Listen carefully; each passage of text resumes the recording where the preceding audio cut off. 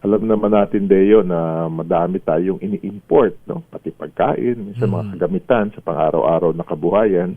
So sa pagbagsak ng piso, tataas ang presyo rin dahil mamahal.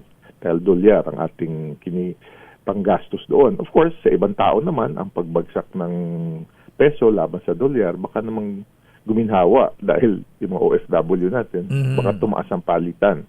Pero sa nakararami, talagang bibigat ang pang-araw-araw na kabuhayan. At ito'y pinakita ng aming survey na pinaaral namin sa Pulse Asia kasi nais naming sundan, tingnan, ano ba ang hinahanap ng ating taong bayan or ano ba ang kanilang hinanaing at the community level. That means sa pang-araw-araw nilang kabuhayan. At ito yung mahal na bilihin sa pang-araw-araw. Pagkain, no? Kagamitan sa pang-araw-araw na buhay ng ating kababayan. Ito ay ang term ko nga dito na nandun tayo sa cost of living crisis o yung affordability ng kabuhayan.